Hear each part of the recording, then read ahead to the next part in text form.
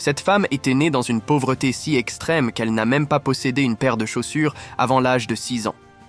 Elle a été maltraitée, rejetée. On lui a dit qu'elle n'y arriverait jamais. Mais aujourd'hui, elle est milliardaire, à la tête d'un empire médiatique, et elle est la femme la plus puissante de l'histoire de la télévision. Oprah Winfrey est née en 1954 dans le Mississippi rural, dans une maison sans électricité, sans eau courante et sans avenir selon tous ceux qui l'entouraient.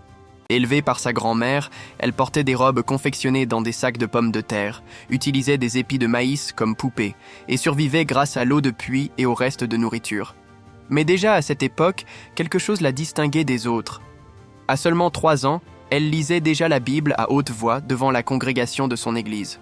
On l'appelait la prédicatrice parce qu'elle parlait avec une puissance qui dépassait largement son âge.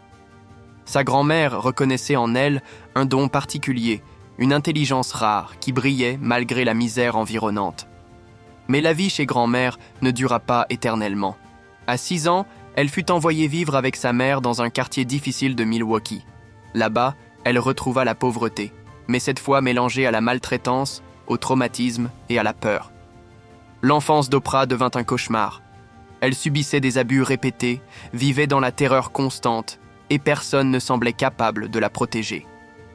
À 13 ans, n'en pouvant plus, elle s'enfuit de chez elle.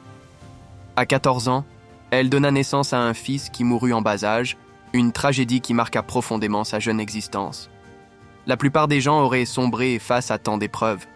Pas Oprah. Elle possédait une résilience extraordinaire, une force intérieure qui refusait de se laisser abattre. Elle retourna à l'école avec une détermination farouche. Elle lisait constamment, dévorant tous les livres qu'elle pouvait trouver. L'éducation devint son échappatoire, sa façon de construire un pont vers un avenir meilleur. Ses talents oratoires exceptionnels lui valurent une bourse d'études, ouvrant la première porte vers sa destinée. Au lycée, elle décrocha un emploi pour lire les nouvelles à la radio. À 17 ans seulement. Pendant que les autres adolescents tentaient d'obtenir leur permis de conduire, Oprah diffusait ses émissions dans toute la ville. Sa voix captivait, son charisme naturel transcendait les ondes radiophoniques. Elle participa à un concours de beauté, elle remporta la couronne. Cela lui ouvrit les portes d'un poste à la télévision locale. Mais là, elle échoua lamentablement. Elle était trop émotionnelle, trop brute, trop humaine selon ses détracteurs. Ils voulaient qu'elle rentre dans le moule, qu'elle devienne une présentatrice lisse et impersonnelle. Mais c'est précisément cette authenticité, cette humanité brute qui allait faire d'elle une force irrésistible. Ce qu'ils percevaient comme des défauts étaient en réalité ses plus grands atouts. Elle refusait de jouer un rôle, de porter un masque. Elle était elle-même, sans filtre, sans compromis. Dans la fin de la vingtaine, elle déménagea à Chicago pour animer une émission matinale qui végétait au dernier rang des audiences. Le défi semblait insurmontable. L'émission était moribonde, les téléspectateurs l'ignoraient, les annonceurs la fuyaient. Mais en quelques mois seulement, elle la propulsa au premier rang. Comment ? Elle ne criait pas, ne faisait pas semblant, elle se contentait de créer une connexion authentique avec son public. Pour la première fois dans l'histoire de la télévision de jour, les émissions n'étaient plus seulement des potins de célébrités et du divertissement superficiel. Oprah apportait de l'honnêteté, de la vulnérabilité, de la vérité. Elle partageait ouvertement ses propres traumatismes, et des millions de téléspectateurs se sentirent enfin compris, enfin représentés. En 1986, The Oprah Winfrey Show fut diffusé à l'échelle nationale. Le reste appartient à la légende. Mais Oprah ne s'arrêta pas à la télévision.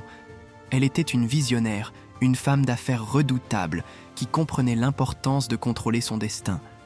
Elle fonda Harpo Productions, un nom qui n'était autre qu'Oprah éplé à l'envers. Elle racheta les droits de sa propre émission, devenant ainsi sa propre patronne plutôt qu'une simple employée. Cette décision stratégique lui donna un contrôle total sur son contenu et ses revenus. Elle lança le magazine O, qui devint un phénomène culturel. Elle se tourna vers le cinéma, livrant des performances mémorables dans des films comme La couleur pourpre de Steven Spielberg. Elle fonda des écoles en Afrique du Sud, offrant une éducation de qualité à des centaines de jeunes filles défavorisées. Elle distribua littéralement des centaines de voitures à son public, créant des moments télévisuels inoubliables. You get a car, everybody gets a car devint un mème culturel, mais derrière le spectacle se cachait une générosité authentique. Elle devint milliardaire, la première femme noire milliardaire de l'histoire américaine.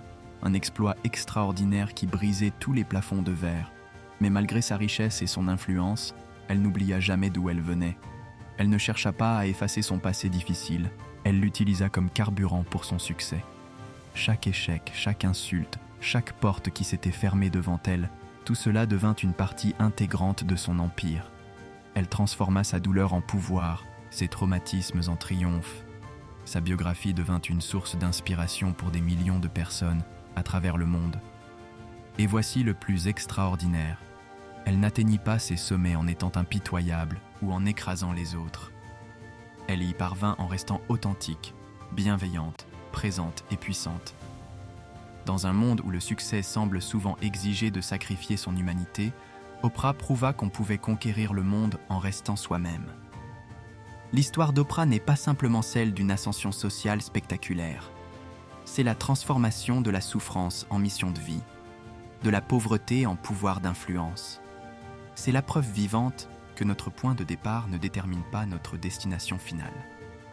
D'une petite fille vêtue de sacs de pommes de terre à une milliardaire qui change des vies chaque jour, ce n'est pas seulement une métamorphose, c'est une révolution personnelle qui a inspiré une révolution culturelle.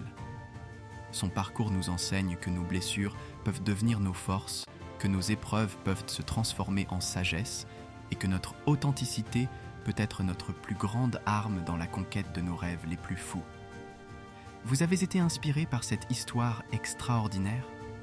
Découvrez comment d'autres personnalités ont transformé leurs échecs en triomphe dans notre prochaine vidéo sur les secrets du succès des plus grands entrepreneurs du monde.